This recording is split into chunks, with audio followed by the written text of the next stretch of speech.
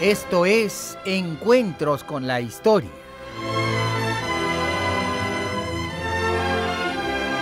Hoy presentamos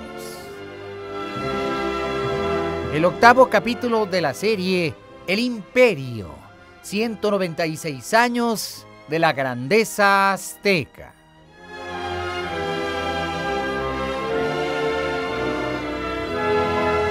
Productor ejecutivo, el señor Pedro Manzano.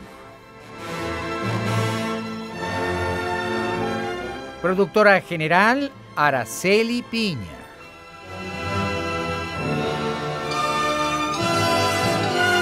Efectos físicos, efectos especiales. Y responsable de la ambientación y la operación técnica, don Jorge Alonso.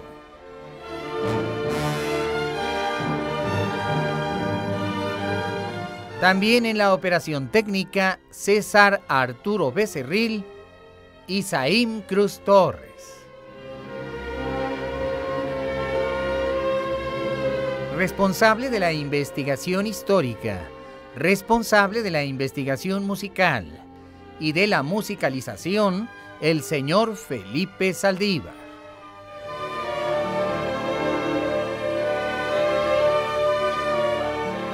Y todos bajo la dirección de tu amigo el Dr. Pepe Cruz, responsable de la creación y de la redacción del libro histórico.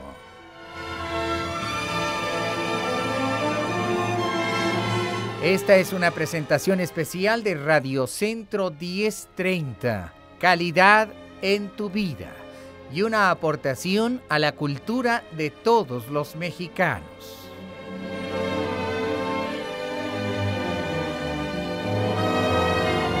El conocimiento de la historia nos hace mejores personas, y el conocimiento de la historia mexicana, mejores mexicanos. Mexicano, haz un esfuerzo, conoce tu historia.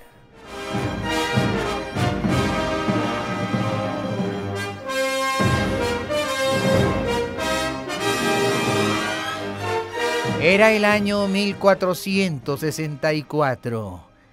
El grande y poderoso señor Moctezuma Ilhuicamina había muerto para ir al horizonte lejano de Mictlantecutli y la señora Mictlancíhuatl, los dioses de los muertos.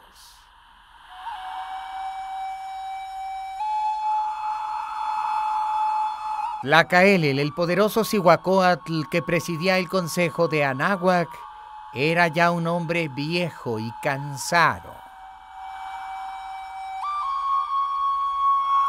También Esahualcóyotl estaba entrado en años y muy triste por la muerte de su amigo el emperador y de su hijo primogénito, que había sido encontrado culpable en un proceso por el cual se le acusaba de atentar con un golpe de estado contra su padre, razón por la cual había sido ajusticiado. Pero aún así, lo que mantenía con vida a Nezahualcóyotl era el cumplimiento de su promesa al emperador Moctezuma Ilhuicamina. Él lucharía por la candidatura de Atzayacatl, el príncipe azteca, hijo de Moctezuma Ilhuicamina, no solamente por lo que había jurado a su amigo, sino porque sinceramente pensaba que en ese príncipe estaban ocultos los secretos para una futura grandeza azteca.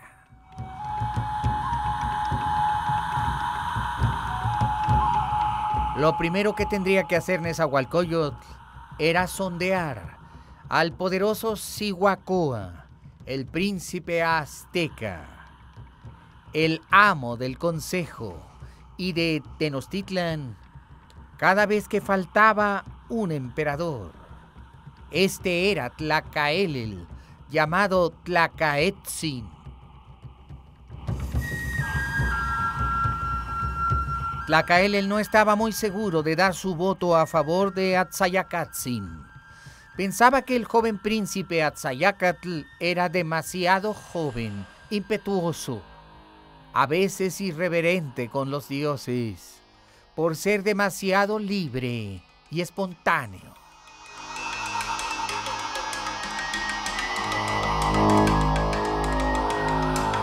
Como ya se ha dicho, Atzayácatl fue hijo de Moctezuma Ilhuicamina, y según las crónicas recibió el nombre de cara de agua, porque sudaba copiosamente, y su rostro siempre estaba empapado en sudor.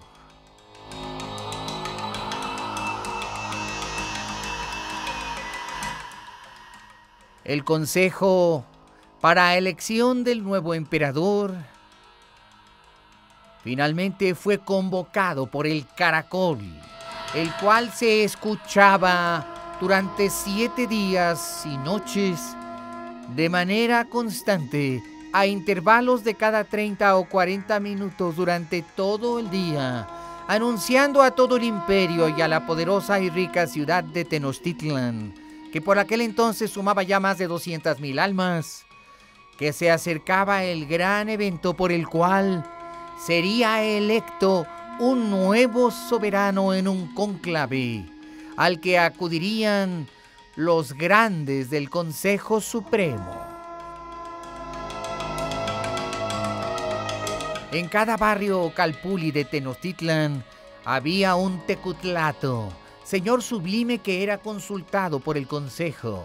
El tecutlato, a su vez, tenía la obligación de informarse acerca de la opinión de todos los que ahí residían y tenían derecho a voz y voto. Era la tradición que uno de los miembros del consejo tenía que proponer a los candidatos. De hecho, cada candidato era propuesto por un consejero diferente. Y el candidato de Nezahualcóyotl, el rey de Texcoco, y junto con Tlacaelel, el más venerable de los consejeros, por supuesto que era Atzayácatl.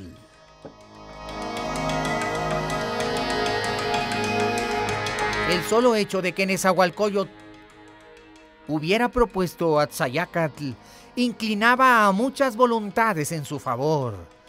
No solo porque el rey de Texcoco era admirado como valiente guerrero, hábil soldado, genial arquitecto, constructor del acueducto de Chapultepec, constructor del gran albarradón o dique que evitaba que las aguas inundaran Tenochtitlan, sino porque todos consideraban que Nezahualcóyotl era un ser ejemplar, casi divino, un hombre prudente, un sabio consejero, un sabio tlamatinime, un hombre venerable.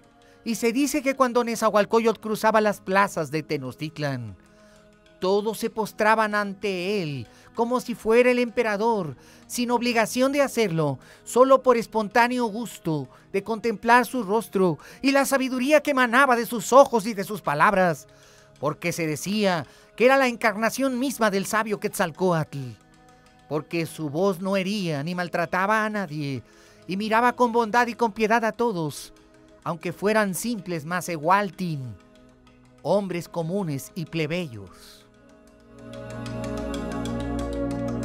Toda esa bondad había ganado el corazón azteca, y cuando Nezahualcóyotl propuso a la figura del príncipe Atzayácatl, el consejo consideró que aquella era una excelente propuesta.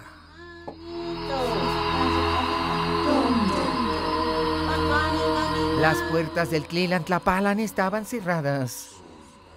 Más de 200 sacerdotes se encontraban orando en la entrada del recinto. Había más de 500 turiferarios, jóvenes monjes que portaban los incensarios de madera como base y de barro en la parte alta. Estos incensarios llevaban el precioso copal que ascendía hasta los dioses, para que la iluminación de estos hiciera que se tomara la mejor decisión. Todo Tenochtitlan olía a copal. Toneladas de esta goma aromática, delicada y bella en su esencia, se esparcían a lo alto y a lo ancho de calles, plazas y avenidas, en los cientos de altares que honraban a las deidades, en los barrios, en los calpulis lejanos y cercanos. Todos esperaban la mejor decisión del consejo, que tenía 70 días reunido. El consejo era presidido por el gran Cihuacóatl, que era Tlacaelel. También lo formaban el Tlacatecatl, que era el jefe supremo de las Fuerzas Armadas aztecas. También el consejo estaba integrado por el Totec Tlamacazqui, que era el supremo sacerdote de nuestro señor Tlaloc.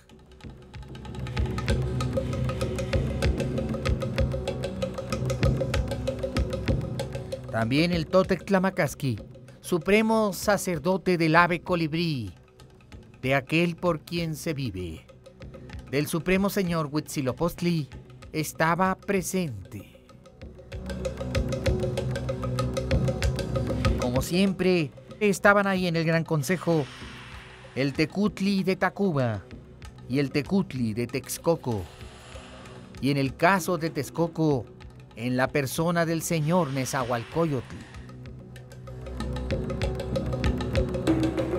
El consejo había deliberado, mientras que en el exterior se hacía ofrenda y tributo, y los sabios sacerdotes adivinadores lanzaban el maíz y lo leían, para de este modo conocer la opinión de las deidades supremas. Había otros 8 candidatos, y en el Gran Consejo Imperial había otros 200 consejeros de menor rango, representantes de los tribunales que había en todo el imperio, y gobernadores de las provincias, venidos de 70 de ellas, desde la lejana Nautla, de Jalapa, de lo que hoy es Córdoba, y Fortín de las Flores, también de las provincias que se encontraban en Cuetzalan, y en el norte, hacia la región de los indios huastecos. También estaban representados los que venían de las provincias de Oaxaca y del Istmo, de Chiapas y de la costa de Guerrero y Morelos y del Estado de México y de las distantes regiones que hacían frontera con el imperio de los Tarascos, así como de la región Chichimeca y Otomí, de las zonas de Guanajuato y Querétaro.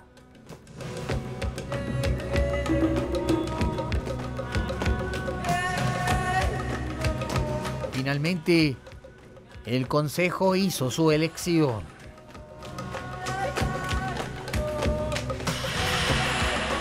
A última hora, Tlacaelel también había votado por Atzayacatl, y eso había inclinado definitivamente la balanza.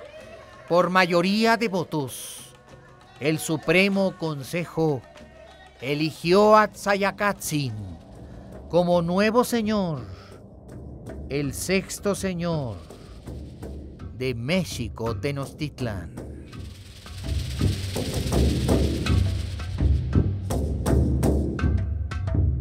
Pero algunos de los que habían participado en la elección no estaban de acuerdo. Esto causaba una terrible división. El rey de Tlatelolco no quería que Atzayacatl fuera el emperador. Y Tlatelolco era una parte muy importante del imperio, ya que sus fundadores habían llegado también en la peregrinación con el sabio señor Tenoch y habían obtenido licencia para establecerse en la isla contigua de Tenochtitlan, donde existía un reino independiente, aunque era aliado azteca y miembro del consejo.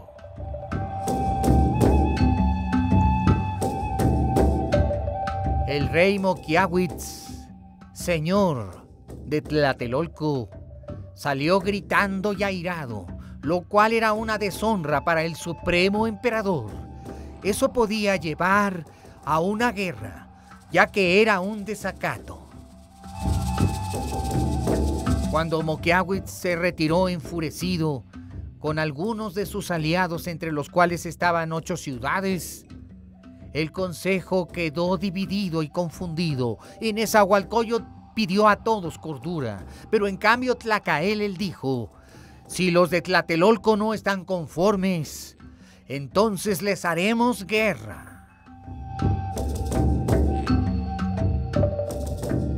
Aquel era un mal presagio, y todos en Tenochtitlan empezaron a ver con desconfianza a sus vecinos, los aztecas de Tlatelolco. Aún así, tuvieron lugar las sublimes ceremonias de coronación. Estas se efectuaron con la aprobación del Imperial Consejo, a pesar de las protestas airadas de los reyes que no estaban conformes, incluyendo a Maquiahuatzin.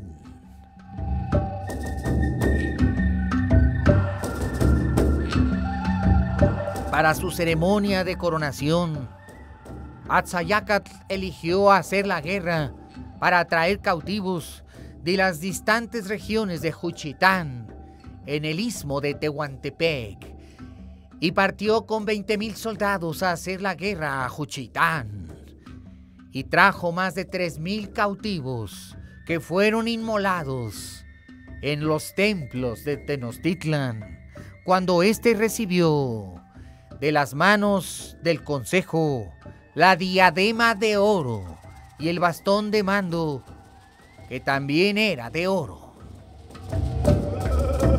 Las fiestas tuvieron lugar y hubo júbilo y celebración, pero otro gran desacato tuvo lugar. En los cercanos y gigantescos templos de Tlatelolco, la ciudad no hizo eco del júbilo. Los templos estuvieron desiertos y las personas encerradas en sus casas. Aquella ofensa no tenía límites. La guerra sería inminente. Vamos a mensajes.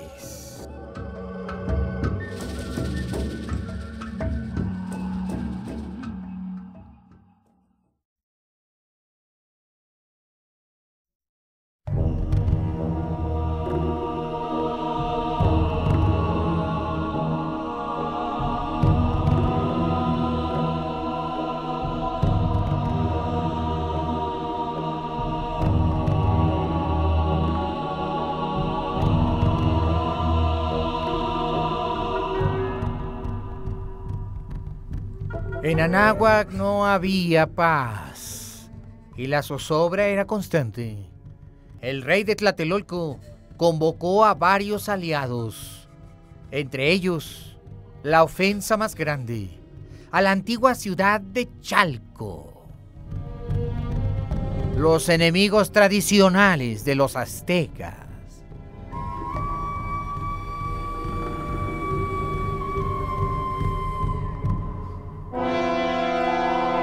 Sin embargo, Nezahualcóyotl hizo gestiones diplomáticas.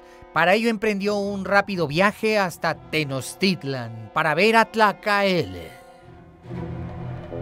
Ambos eran hombres viejos. Aquella guerra no sería igual que las demás. Era una guerra muy peligrosa, realmente peligrosa, porque los tlatelolcas eran hermanos de los aztecas, y una guerra entre aztecas significaba la pérdida del control del imperio.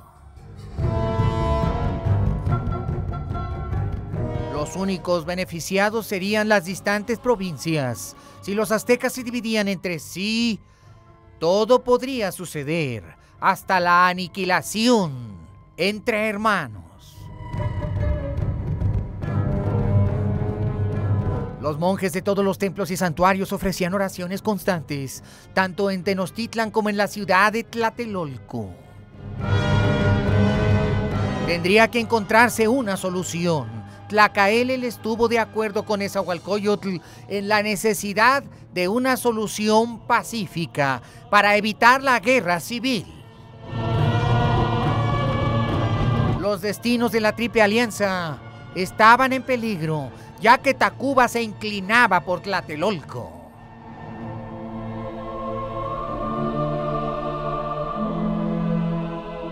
El rey Nezahualcóyotl estaba ya muy viejo. A veces sentía palpitaciones en su corazón que le obligaban a buscar una esterilla para recostarse.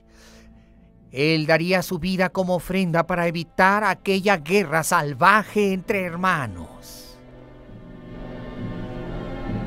La Triple Alianza que se había conseguido con tantos sacrificios no podía ser deshecha, porque eso significaría la ruina y el fin del imperio. Por primera vez Tlacaelel y Nezahualcóyotl estaban completamente de acuerdo y luchando en la misma dirección. Pero Atzayácatl era un intrépido joven y al lado de sus capitanes consideraba que las bravatas de Tlatelolco no tenían lugar ni sentido, porque el poderío de Tenochtitlan bastaba para aniquilar a Tlatelolco y a Chalco juntas. Sin embargo, Tlatelolco y Chalco se aliaron con Tlaxcala. La guerra civil sería terrible y tenebrosa. Una parte del imperio se levantaría contra la otra. Una mañana muy temprano en temporada de lluvias, cuando llovía en la mañana y cosa inusitada, se escuchaba el estruendo del rayo, siendo el mes de julio. Desde la alborada, el corazón de Nezahualcóyotl, que estaba muy inquieto, y la enfermedad que le aquejaban le hicieron temer lo peor. Nezahualcóyotl hizo traer en aquella mañana lluviosa a sus principales médicos y a su astrólogo de cabecera. Se llamaba Teotzintli.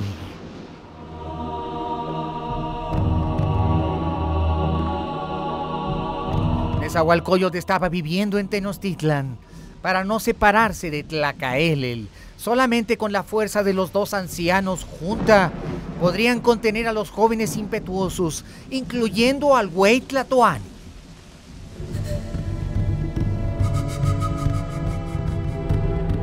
Los presagios eran claros. Teotzintli arrojaba pedazos de copal en el fuego sagrado de un copero y después leía el humo como este se iba produciendo. Se escuchaba el crepitar del fuego mientras que el rayo atronador sucumbía al caer en la laguna en medio de las aguas. Los dioses estaban molestos. La guerra entre hermanos tampoco había sido aprobada por los dioses, decía el adivino de Nezahualcóyotl. El imperio dividido y luchando entre sí caería desmoronado, decía la profecía. Pero Tlacaelel y Nezahualcóyotl eran hombres muy viejos y ancianos, y sus argumentos se estrellaban contra la ira de los capitanes mexicas. El güey Tlatoani escuchaba más a los jóvenes que a los viejos. Era la enfermedad de su edad, decía Tlacaelel. Cantos de guerra se escuchaban en los santuarios vecinos de Tlatelolco, dirigidos al dios Huitzilopochtli. Ahora, tras ese agravio, tendrían que escucharse cantos de guerra también en la plaza de México Tenochtitlan, en el santuario del Supremo Colibrí. La guerra era inevitable. Y a pesar de las palabras de los consejeros, airados los capitanes mexicas se desbocaron en lujo extremo de crueldad e ira cuando finalmente los ejércitos se enfrentaron. Desolación y muerte destrucción y pánico e incendio de ambas ciudades, Tlatelolco y Tenochtitlan, los canales ensangrentados y el fuego por doquier, las viudas desoladas y los huérfanos llorando. El corazón del imperio se estaba quemando. Pero quisieron los dioses favorecer a Tzayaccatl, y a sangre y fuego los caballeros Águila y Tigre se abrieron paso hacia el mercado de Tlatelolco.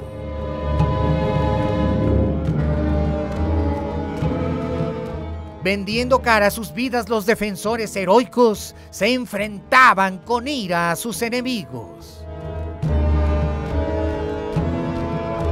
En tan solo una semana, las tropas de Tzayaccatl habían conseguido la conquista de Tlatelolco, pero a un altísimo precio. Cientos y miles de soldados de ambos bandos estaban muertos.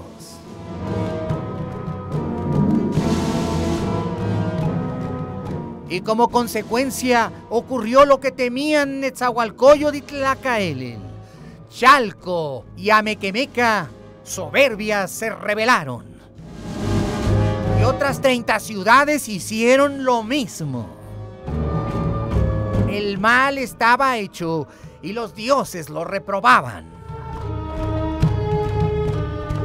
Solo la ira pudo reconfortar a los corazones hambrientos de sangre de los soldados jóvenes y de los capitanes que los dirigían.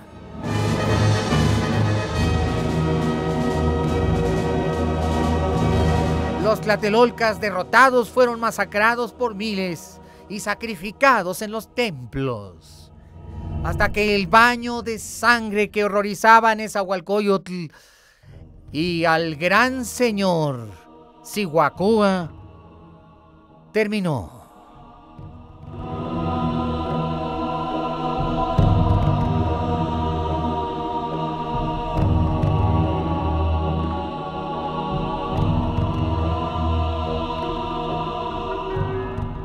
Vamos a mensajes.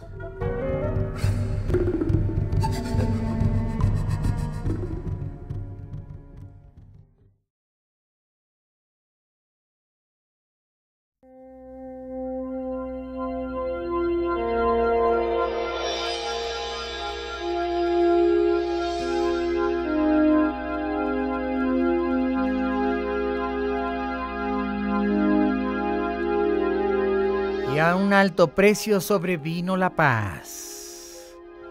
Los de Chalco fueron castigados y su ciudad fue incendiada.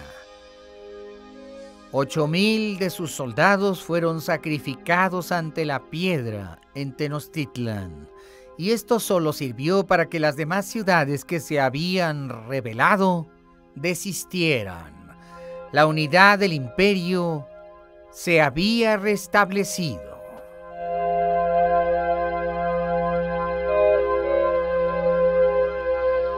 Pero el viejo rey de Texcoco enfermó.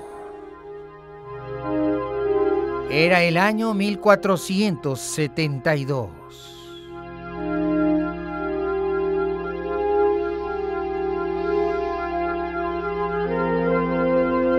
Y el cuarto año de reinado del sublime señor Tzayaccatl como Güey Tlatoani en Tenochtitlan.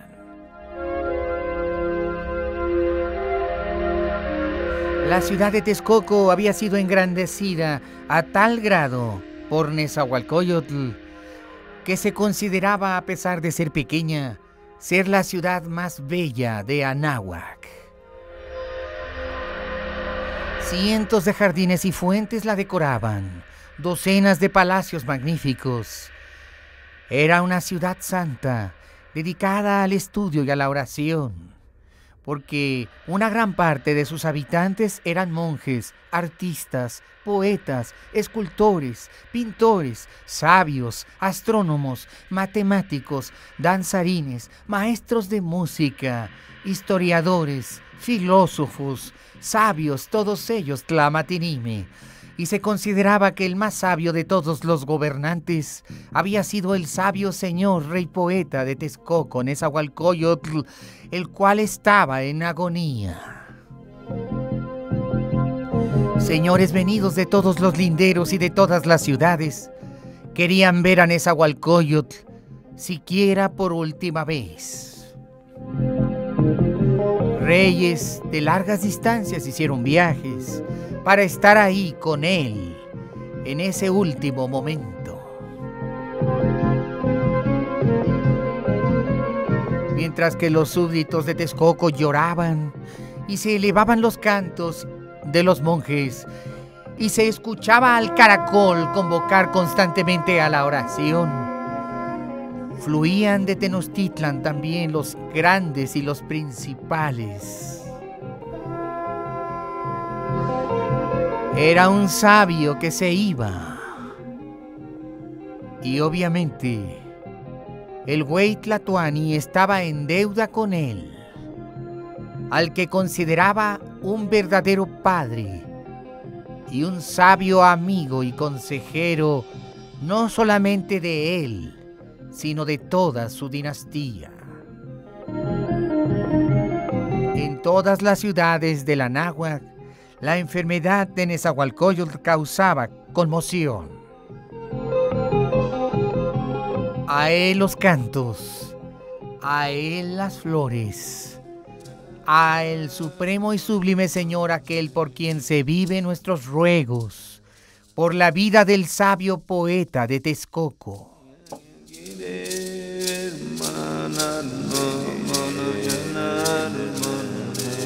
Así como en la muerte de Moctezuma e Ilhuicamina, la muerte de Nezahualcóyotl estuvo llena de presagios.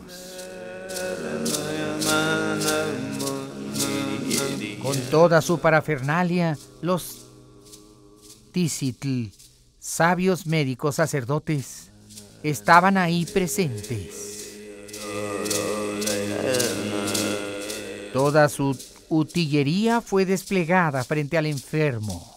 Conchas, alas de águilas, madejas de cabellos, plantas de tabaco, decenas de elementos muy llamativos, todos con poderes mágicos y de curación, y por supuesto la llama sagrada. Más de 50 sacerdotes cantaban en los patios del gran palacio de Texcoco, mientras que la Guardia Imperial de Texcoco, temiendo por la vida de su rey y capitán, tenía el gesto fruncido de dolor.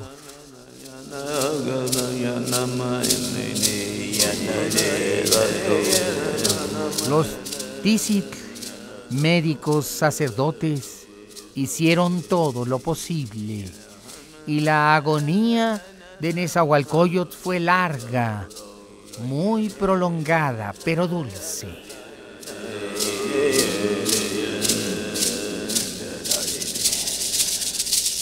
Los sacerdotes decían: un temazcali le salvará la vida. Y tomaban así el cuerpo del sabio señor y lo sometían a la hidroterapia acostumbrada.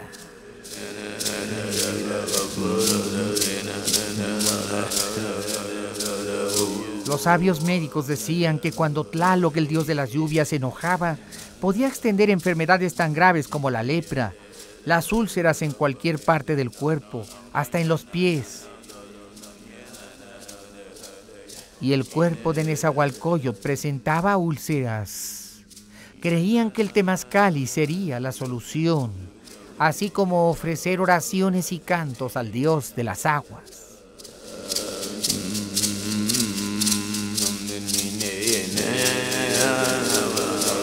Pero todos decían: los genios lo protegerán. Y los genios eran llamados tlazoteteos. se dieron a Nezahualcóyotl sucesivos baños de vapor.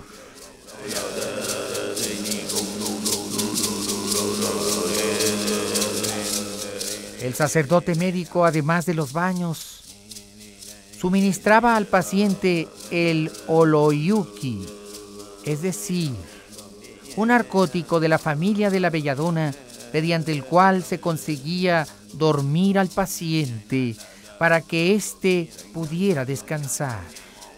Todo esto se hizo al rey Nezahualcóyotl.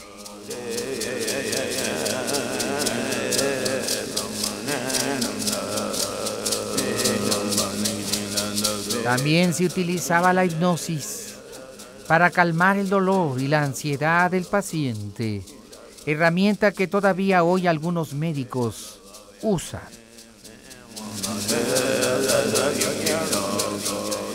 Los sacerdotes médicos también disponían de plantas medicinales que conseguían frenar la fiebre que consumía los cuerpos.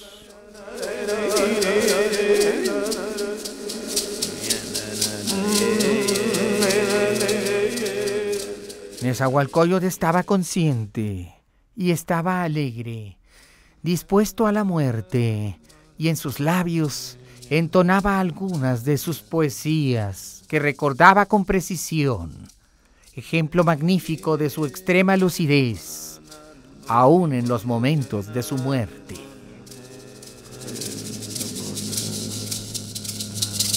Todos estaban pendientes de él. Y en el palacio de Texcoco se encontraban más de un centenar de importantes señores, a la hora en que finalmente los médicos anunciaron que todo había terminado.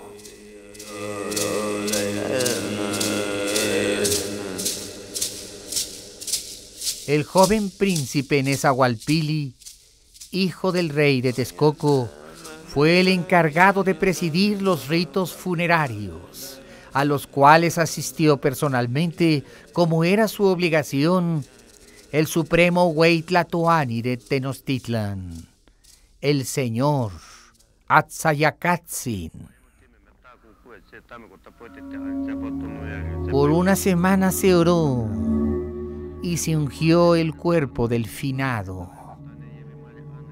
Todo el imperio lamentó aquella muerte de un miembro del Consejo Imperial.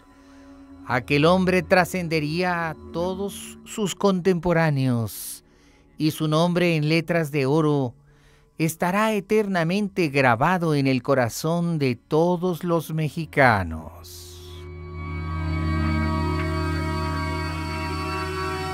Atzayacatl se sentía desolado por la pérdida. Aquel que había luchado por verlo coronarse emperador había muerto. En agradecimiento, Atzayacatl hizo emperador a Nezahualpili de su reino de Texcoco. Dicen los sabios tlamatinime que Atzayacatl pudo entrevistarse por última vez con Nezahualcóyotl y que éste le pidió promesa de paz para que gobernara el imperio con sabiduría. Y dicen que Atzayacatl lo prometió. Quizá por eso los años que siguieron, el imperio azteca vio el triunfo de la paz y la disminución de los sacrificios humanos. Quizá la obra en muerte de Nezahualcóyotl fue más vigorosa que la que tuvo en vida.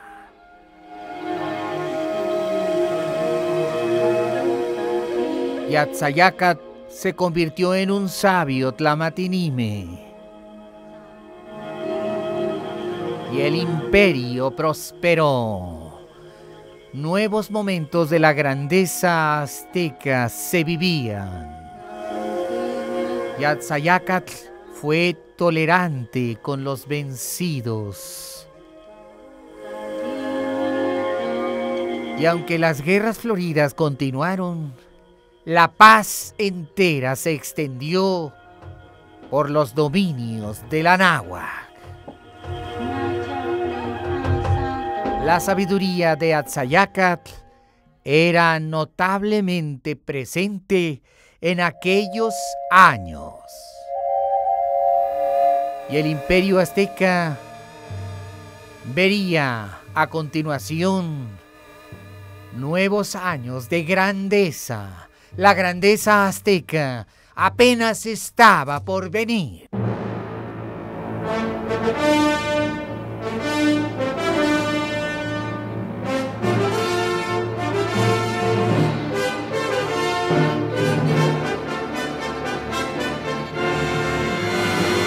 Gracias por haber estado con nosotros en el 8º capítulo de la serie El Imperio, 196 años de la grandeza azteca.